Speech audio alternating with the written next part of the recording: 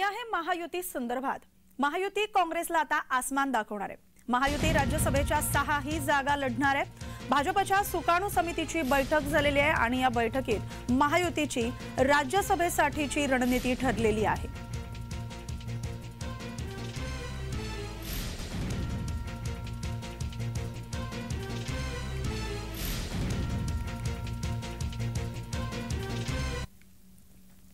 बातमी आहे महायुती संदर्भात। महायुती काँग्रेसला आता आसमान दाखवणार आहे, कारण महायुती राज्यसभेच्या 6ही जागा लढणार आहे।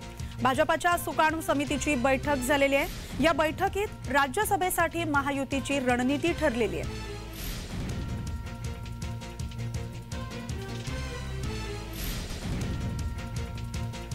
आगामी निवडणुकांसाठी सगळे पक्ष तयारीला लागले आहेत। सगळ्याच पक्षांची रणनीती आता ठरते।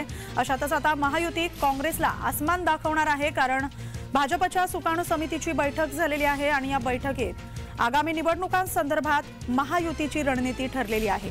राज्यसभेसाठी ही रणनीती ठरलेली आहे। सुकाणू समितीच्या बैठकीत ही रणनीती ठरवली गेली आहे। त्यामुळे आता राज्यसभेसाठी महायुतीची रणनीती ठरलेली आहे।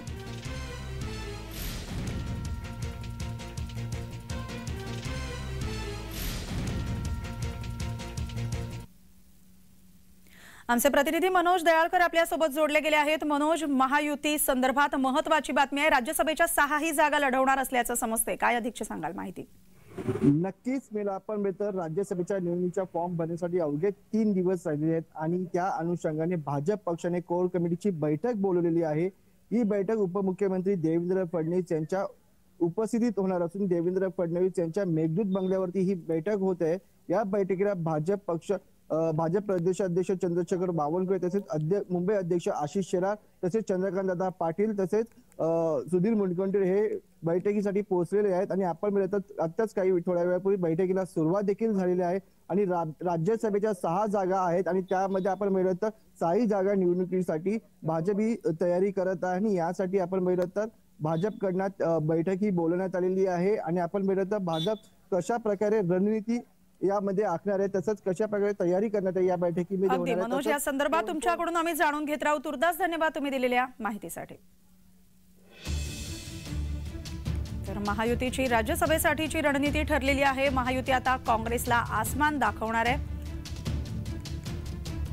राज्यसभेच्या 6ही जागा लढवणार असल्याचं समजतंय। आगामी निवडणुकांसाठी महायुतीची रणनीती ठरलेली आहे।